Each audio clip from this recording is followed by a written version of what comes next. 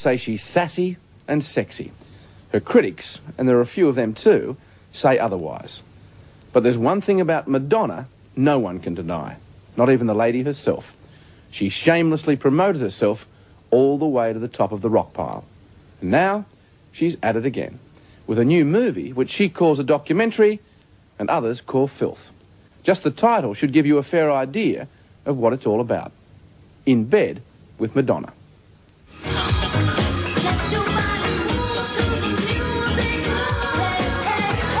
It consumed 250 hours of film. Madonna on stage. Off stage. Madonna being Madonna.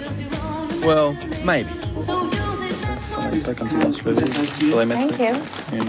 When you meet the lady herself, you find she's changed yet again.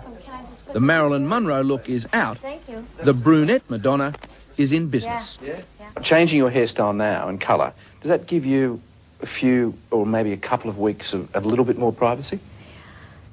Well, what it does is, you know, when you have bleached blonde hair, as soon as you walk out onto a street, people look, you know, it's like a bright light. So it gives me about 6 to 10 seconds more of anonymity. All you need is your own imagination, so use it, that's what it's for. She might want a few extra seconds of anonymity, but there is nothing private about her latest product. We really didn't know what we were doing. I just said film it, you know, because I'd grown really fond of all the people I was working with, and they were so entertaining to me. And I just said I wanted to make a movie of it. And you also wanted to show that you're human like anyone else, didn't you? Well, yeah. I mean, it wasn't in my head going, I have to show the other side of myself to the world. You know, I have to show the human side of myself. To me, it's more of a movie about life, period, than just my life. It wasn't always flattering to you either, was it? No, definitely not, but I'm not always pleasing to be with or look at or whatever, like anybody. If we can't get it to sound better than this, then I'm not doing a show. So someone who knows about sound better come up here and explain something to me. Madonna's cameras were with her every step of the way on the 27-city Blonde Ambition tour last year. A tour the cynics called Blind Ambition. Because it's raining, Freddie. I know it is. You think it's funny. Get up there. I don't think it's funny at all. Well, here's Bert. Get out. I'm having a business talk. Goodbye. Out. You run a tight ship. Yeah. Are you a tyrant? In terms of business, yes. Mm-hmm. Yes. Yeah. Yes, I am. But are you as hard on yourself as you often are on the staff? I think I'm harder on myself. Are you? Yeah. In what ways? I always want to be perfect, you know. I don't want to make any mistakes. I don't, when I have a show, I don't want to sing a bad note. I don't want anything to go wrong in terms of my own performance. I insist on being perfect, and even if people say, oh, it was so great, I'm just going to concentrate on the one thing I know in my mind that I did wrong, and then, of course, I'll be obsessing about it all night, and meanwhile, everybody else will be telling me how great it was, so. And you take that with a grain of salt?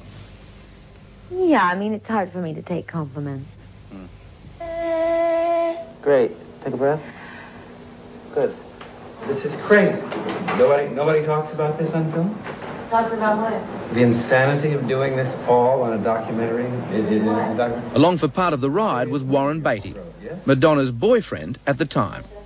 And if this moment is anything to go by, he wasn't exactly a willing passenger. Well, anyone that comes into this insane atmosphere, you realize that they all feel it when they come into this atmosphere. When they come into your dressing room, when they come wherever you are, they feel Since then, of course, Madonna and this particular leading man have gone their separate ways. If you want to talk at all off camera, you have nothing. She doesn't want to live off camera, much less talk. Do you think a lot of people see you as a sex maniac who doesn't get enough? I'm sure some people have that gross error in their mind about me, yeah. Yeah. And is it true that you'd often prefer a book than a man? Well, I think I said in an interview once that you know, that people have this idea that I'm this raving nymphomaniac and that I've got to have sex all the time. And I said, frankly, I'd rather read a good book, because in the end, I mean, I think people, if you're referring to a one-night stand or a superficial relationship, something you know isn't going to last, it's really more trouble, because then you have to deal with it, you know. I mean, you're better off reading a good book, really, you know.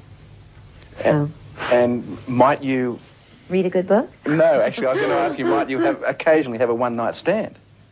Oh, I've been guilty of that, yes. Uh-huh. Today, it's Madonna the Demure. Yesterday, it was Madonna the Demon.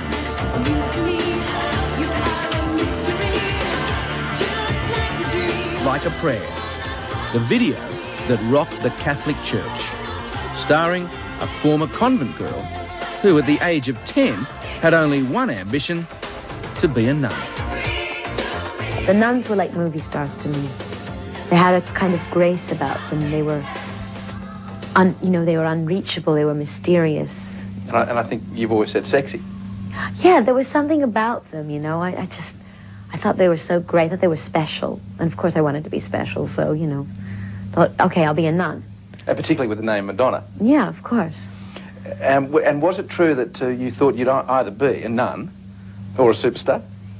Well, not at the time. I mean, what happened is I wanted to be a nun, and then I discovered boys one day. So I took off my jacket, I took off my blouse, I was stripped down to my undershirt and my skirt, and I went chasing after this boy, and I tackled him on the ground. And then finally the nuns came to his rescue and said, you know, took me in a room, sat me down, and explained to me that not only was that no way for a lady to behave, but it was no way for a nun, if someone who was aspiring to be a nun, to behave, because nuns are not interested in the affection of men. They don't go around raping young boys. Well, chasing them. I don't know about raping them. And that hadn't occurred to me, that they had a celibate life, you know, and I was like, what? You know, because I was just starting to be attracted to boys, and so I said, okay, forget it, that's it, forget it, I'm not going to be a nun. No, none.